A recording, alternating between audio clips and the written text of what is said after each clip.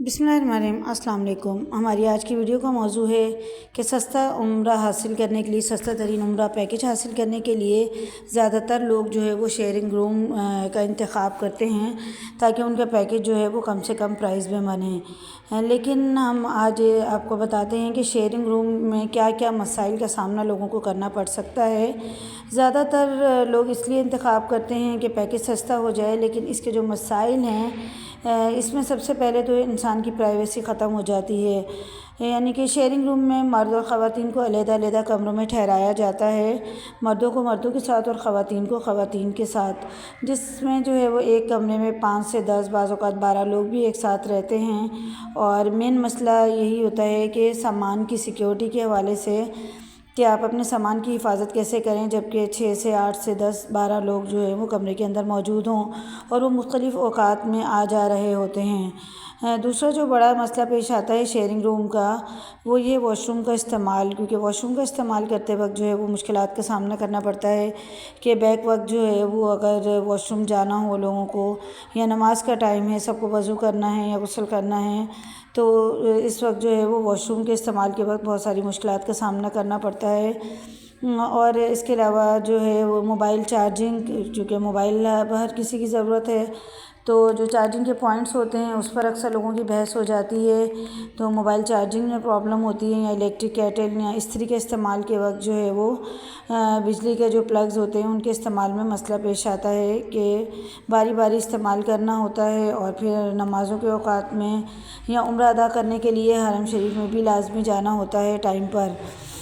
और फ्रिज भी जो है वो शेयरिंग रूम में एक ही होता है, उसमें तमाम लोगों की चीज़ें एक साथ रखी जाती हैं, तो बाज़ औक़ात एक दूसरे का खाना भी इस्तेमाल हो जाता है।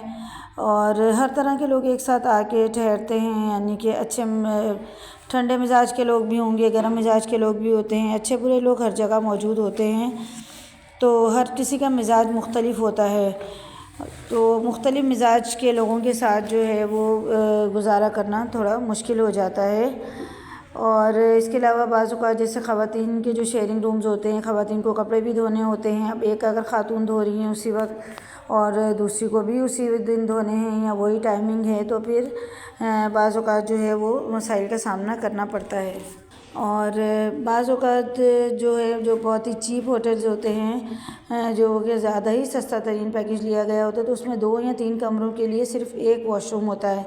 अब अगर हर कमरे के अंदर 6-6 लोग भी ठहरे हुए हैं, तो 18 से 20 लोग एक वॉशरूम को इस्तेमाल कर रहे होते हैं, तो इसकी वजह से जो है वो बहुत ज़्यादा प्रॉब्लम्स का सामना करना पड़ता है।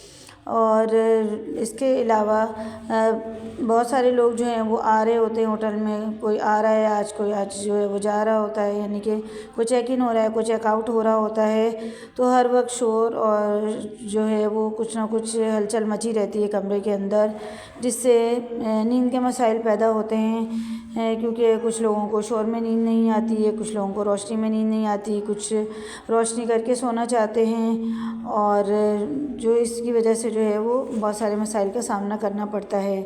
और हर किसी का सफाई का भी मिजाज अपना अपना अलग-अलग होता है। जो सफाई पसंद लोग होते हैं तो उनके लिए तो इन कमरों में ठहरना बहुत ही मुश्किल हो जाता है, क्योंकि हर कोई जो है आते जाते हुए जो है वो अपना सामान रख रहा है, उठा रहा है, और जो डिस्पोज ऑफ चीज़ें होती हैं वो भी फेंक रहे होते हैं।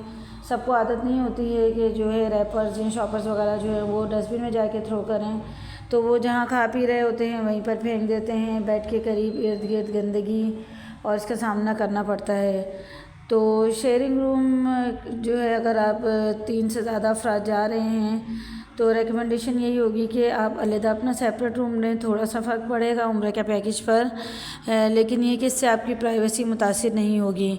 और फिर अगर मर्द हज़रात जिस कमरे में ठहरे हैं और ख़वातीन अलग कमरों में होती हैं, नमाज का टाइम है, सबको एक साथ जाना है, फिर मर्द हज़रात आके दरवाज़ा बजाएंगे ख़वातीन के रूम का, और वहाँ पर भी जो है ज़ाहिर इसी तरह अगर ख़वातीन को कोई काम पड़ता है तो उन्हें भी जो है वो उन कमरों तक जाना पड़ता है।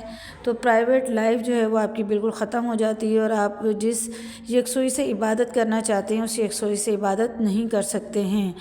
हालांकि जो गवर्नमेंट हज स्कीम है पाकिस्तान की, उसके तहत भी शेयरिंग रूम ही अलॉट किए जाते हैं, मर्दों के लिए अलग और ख़वातीन के लिए अलग।